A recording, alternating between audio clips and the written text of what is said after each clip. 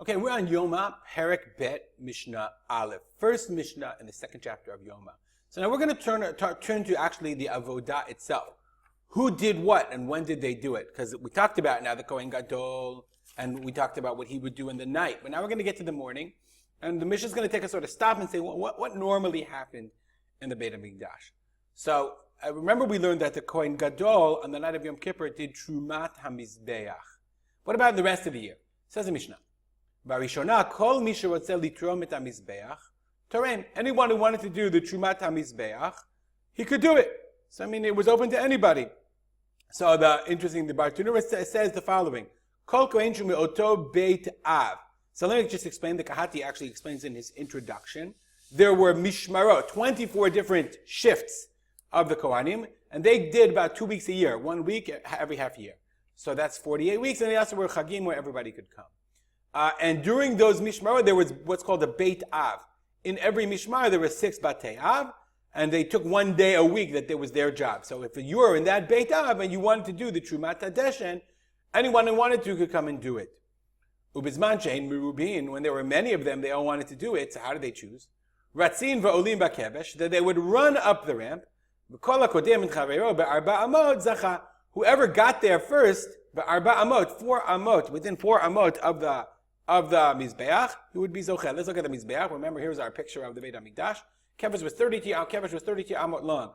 So if there were too many guys and not enough shovels or whatever, meaning there was too many guys to do the job, they would race up the kevesh, up the ramp, and whoever got within up to 4 amot here first, he got the job. I must say, I just have to tell you, it's just hard to imagine. But that's what they did. They did races. It seems to me it would be hard to us to imagine that, like, how are we going to do it? Let's have a race in the middle of the Beit HaMikdash. That's the way they did it. And the Mishnah seems to say that seems to have been normal. Okay? But if 2 got there the same, I guess there had to be a guy at the top, or a ticker tape or whatever, HaMemuneh, the guy in charge, the appointed person, Omer lehem hatzbiu. Okay, time to take a vote. Umahi motziim, and what would they take out? Achat o shtayim, 1 or 2 fingers. Ve'en motziin agudal b'mikdash. You can't take out the agudal, the thumb, in the mikdash. How would they do it? So if they want, so there's 2 interpretations of how they would do it. Let's look at the Bar Tanura. Okay, when the Bar Tanura explains how they would lotterize, how would they do it? So it says, they would have a goral.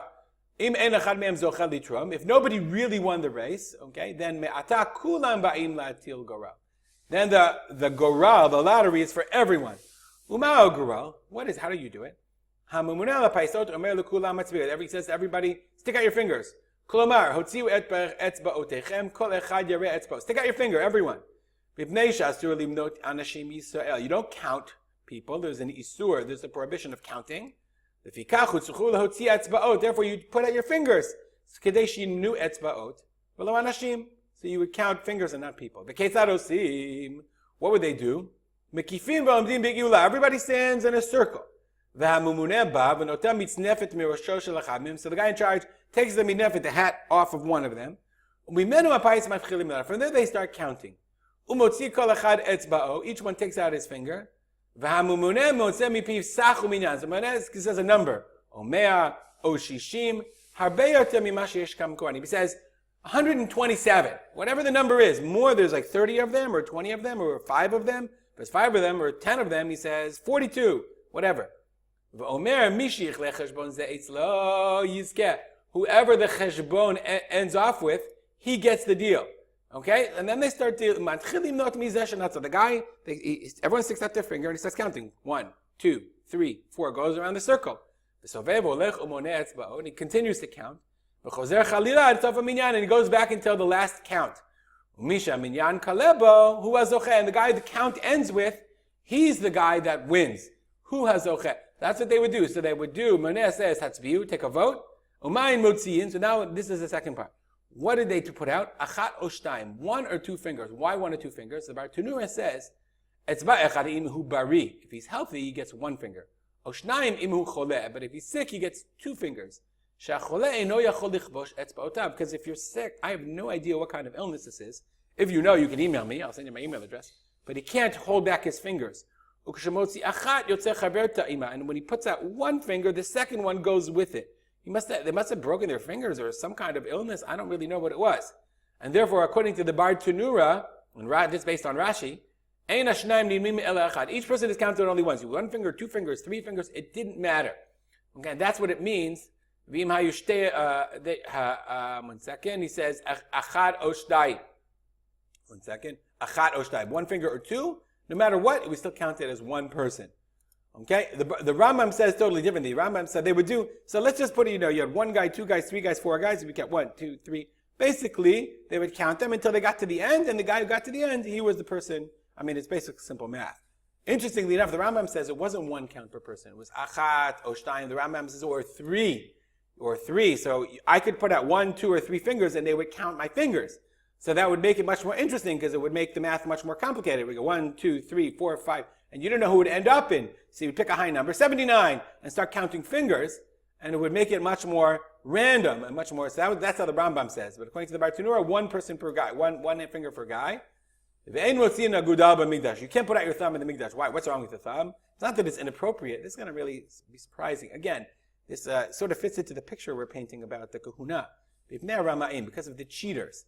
If it comes to you and you're like 2 from the end, so what you're going to do is you're going to go like this. 2 fingers. And he's going to 1, 2. Okay? They'll count for 2 people. You must be able to do the math and know that it's going to come closer to you. And the mumuneh won't understand. Okay? But why? Because a person, you can keep it very separate. It seems very strange to me. When I can't see, the mumuneh is not paying attention. I guess he must not have paid attention. It's dark outside. But this idea of the Rama'im, that there are cheaters, and we're going to see in the next Mishnah, is even more depressing and more distressing. Why they stopped doing the races.